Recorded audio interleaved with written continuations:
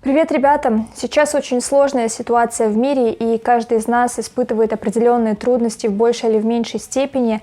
Каждый, наверное, ищет какую-то поддержку, где-то мотивацию, вдохновение или просто пинок под зад. Лично я себя недавно поймала на том моменте, что я просто лежу как овощ, и несмотря на то, что я могу сделать кучу полезных дел для себя дома, я просто не могу найти той самой элементарной энергии, мотивашки и так далее. Но в какой-то момент мне пришла в голову мысль. Я решила создать рубрику, где я буду вам рассказывать о людях, которые меня очень сильно вдохновляют. Возможно, их истории повлияют на ваш боевой настрой, или вы узнаете больше о крутых и интересных артистах. Первой жертвой я выбрала действующего барабанщика Blink-182 Трэвиса Баркера.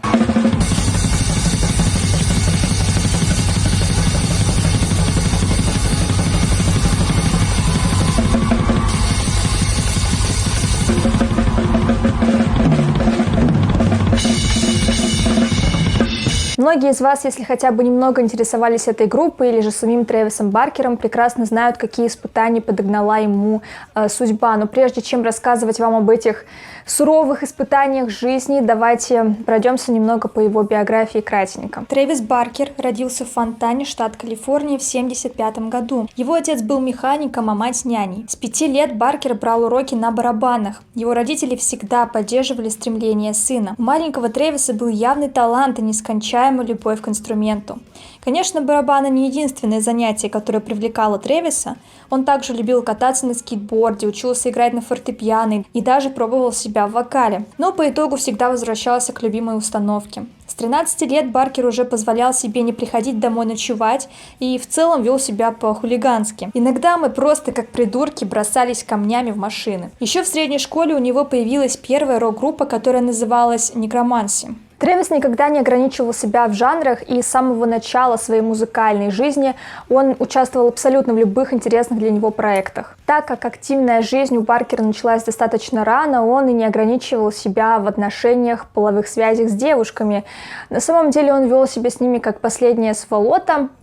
Уличная в какой-то степени жизнь начала преподносить ему определенные уроки и набивать первые шишки. Главное, что я вынес из всего этого, нужно тщательно выбирать, кому доверять.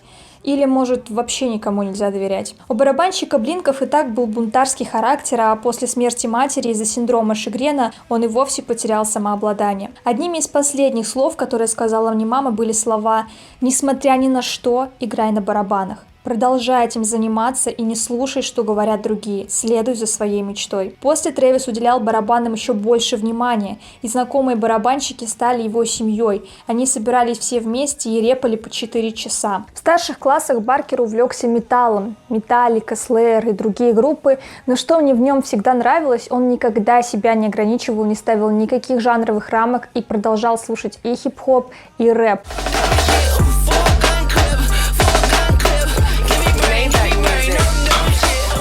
Также я не могу не упомянуть неотъемлемую часть Трэвиса, его татуировки. Отец был против подобных вещей, но своенравный характер позволял Баркеру бунтовать и в этом. Первая его татуировка – это его кличка Костлявый, или Bones на английском. Сегодня два факта о татуировках просто сводят меня с ума. Их можно свести, а еще можно обезболивать процесс. Я скучаю по тем временам, когда нужно было быть храбрецом и разбойником, чтобы набить татуировку. Трэвис не брезговал работать на совершенно разных работах-подработках. Мечты не работают, пока ты не работаешь. Отец постоянно говорил ему о том, что игрой на барабанах он не сможет жить полноценной жизнью, выживать будет очень сложно, и в какой-то момент Трэвис просто собрал вещи и переехал. Ты тот, кем выбираешь быть. Будь тем, кем, как тебе говорят, ты быть не можешь. Как и у многих бунтарских ребят, у Трэвиса были определенные вредные привычки, зависимости, а также он очень сильно боялся летать, и в какой-то момент на эмоциях и по пьяни он рассказал своему другу о том, что погибнет в авиакатастрофе. Майк Энш, менеджер группы Fibel, в которой участвовал Трэвис, говорил: у всех, кто добился успеха в музыкальной индустрии, я замечаю одно общее свойство – наличие драйва. Есть множество талантливых музыкантов, которые хотят, чтобы за них делали всю работу. Трэвис не такой. Здесь все то же, что и в любом другом бизнесе. У тебя должен быть драйв, ты должен выкладываться на полную, иначе ничего не получится. Баркер действительно крутой барабанщик, и поэтому было неудивительно, что все группы, знающие его, хотели с ним сотрудничать. Но в какой-то момент Баркер принял решение стать частью группы Blink-182. Он преобразил ее, и вместе ребята сформировали звук, который прославил их в дальнейшем. Упражнения нужны до определенной поры. Можно освоить все существующие техники, но ты ведь не хочешь звучать как робот. Цель состоит в том, чтобы создать свой собственный стиль. Моя игра быстрая, жесткая и дикая. Но помимо этого она основана на многих часах репетиции в марширующем оркестре и уроков джаза. У Трэвиса всегда был минимальный набор в ударной установке. Он объясняется тем, что это ограничивает его возможности в некотором смысле. Он всегда хотел добиваться большего, имея как можно меньше. Меня поражает, сколько времени он уделяет барабанам. Даже перед обычными выступлениями он тренируется по несколько часов. Для того, кто любит свое дело, быть посредственным недостаточно. Не обязательно быть лучшим в мире, но нужно быть лучшей версией самого себя. Когда у Blink-182 появилась определенная слава, появилось намного больше возможностей, Трэвис не отказывался от себя, от своих привычек. Он также продолжал носить абсолютно простую, какую-нибудь драненькую, обычную одежду. И даже когда он приходил в какие-то крутые рестораны, он не одевался в смокинге и так далее, его даже иногда выгоняли. Я никогда не одевался так, чтобы показать, что я много зарабатываю. Я никогда не перестану быть собой только ради того, чтобы что-то получить. И буду ломать все стереотипы. Кстати, Трэвис не только отличный музыкант, но и хороший бизнесмен. Он открыл бренд одежды, который до сих пор процветает. Но у Трэвиса также были негативные моменты. Он очень сильно увлекался таблетками, женщинами, что просто его убивало медленно. Из-за вредных привычек и огромного количества репетиций у Трэвиса диагностировали тендинит. Сказали, в запястьях не осталось хрящевой ткани, поэтому, когда я играю, я просто перемалываю их в пыль. Иногда я так сильно царапаю костяшки пальцев, что на них не остается кожи, и вся ударная установка оказывается забрызгана кровью. Я научился склеивать незаживающие открытые раны суперклеем. Тим Армстронг, вокалист и гитарист Transplants, говорит о Трэвисе так. Трэвис самый крутой ублюдок. Он играет через боль. После одного концерта я увидел, что у него палец разодран до мяса, так, что кость торчит. А он как будто даже не заметил. Я знаю много отличных ребят, но он самый талантливый и увлеченный музыкант, с каким я работал. Я не хочу говорить о личной жизни Трэвиса, потому что это не то, что может вас как-то воодушевить и вдохновить. Если вам интересно, вы можете сами прекрасно изучить этот материал. Я просто скажу, что у него была жена Шенна, и от этой женщины у него 2 прекрасных ребенка, это Лэндон и Алабама. А еще Шенна и Трэвис снимались в телешоу на MTV, которое называлось «Знакомство с Баркерами». Я не поленилась, порылась на просторах интернета и в какой-то самой заднице нашла запись первой серии этого телешоу. Скажу я вам так, это очень всратое телешоу, потому что первый кадр, который там был, это как они просыпаются в своей кровати, и Трэвис просто летит в туалет, чтобы блевать. Великолепно. Трэвис Баркер работал, да и продолжает до сих пор работать с абсолютно разными артистами. Его приглашали в проекты многие крутые рэп и хип-хоп исполнители. Кстати, вот в последнее время вы можете заметить по соцсетям его, что он очень сильно подружился с Machine Gun Kelly, и они постоянно какие-то новые проекты вместе мутят.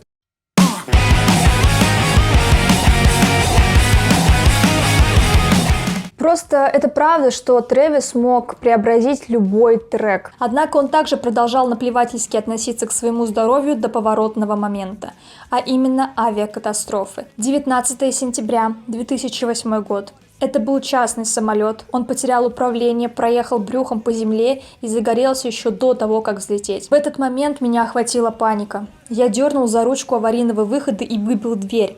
Я выпрыгнул прямо на крыло самолета, где был топливный бак. Я весь измазался топливом и загорелся. Горело все тело, и я побежал. Примерно через минуту самолет взорвался. У Трэвиса были ожоги 3-й степени, и поражено было 65% поверхности тела. Вот в этой книге показана прямо картинка, где он лежит в больнице, и эти ожоги показаны прямо очень хорошо, и эта картинка меня очень сильно впечатлила. Так что, если вас заинтересует история Трэвиса и вам понравится то, о чем я говорю, то обязательно почитайте эту книгу, потому что каждая глава — это реально пинок под зад, и очень вдохновляющая книга, я безумно рада, что наткнулась на нее, потому что я не слушала Blink-182, понятия не имела, кто такой Трэвис Баркер, мне просто было интересно почитать книгу, автобиографию барабанщика, и тут это просто судьбоносная встреча, наверное. Я был примерно как парень в клипе One группы Metallica, который хочет избавиться от страданий. За мной следили, чтобы я не совершил самоубийство, потому что боли мои были невыносимы, и никакие обезболивающие не помогали избавиться от нее, как будто у меня в голове был жгучий мозг. Роб Астон, вокалист Transplants, говорит: «Отстойно, что только благодаря авиакатастрофе мы поняли, что жизнь слишком коротка. Нужно ценить то, что есть, потому что только смерть случится точно, и заниматься тем, что делает тебя счастливым. А нас делает счастливыми музыка». Чтобы вы понимали весь ужас ситуации, Трэвису вырезали всю кожу на спине и трансплантировали, господи, ужасное слово, ее на ноги. В какой-то момент он лежал без кожи на спине, просто голые мышцы. Затем ему поставили аллотрансплантанты. Кожу трупа прикрепили скобами к спине. Чтобы кожа трупа не пересыхала, его поливали водой из шланга, и он лежал весь мокрый, замерзший, с температурой. Это был действительно ужасный период в жизни Трэвиса Баркера. Ему пришлось действительно очень долго восстанавливаться не только морально, но и физически. Он также был очень верующим человеком с самого начала. Это все влияние его матери, семьи, и в какой-то момент его вера тоже очень сильно пошатнулась. Ему было очень тяжело, но он все-таки остался верующим человеком. Он буквально заново искал смысл жизни, столкнувшись со смертью. И эта трагедия перевернула его взгляды на жизнь. И он отказался от тех вредных привычек, которые губили его раньше. Его дети помогли ему снова почувствовать вот эту радость жизни. Каждый раз, когда у меня что-то не получается, я вспоминаю о том, что могло быть хуже. Я это сам испытал. Жить в негативе гораздо более энергозатратно, чем в позитиве. У всех бывают взлеты и падения, но я решил, что то, как мы преодолеваем сложные ситуации, и определяет нас как личностей.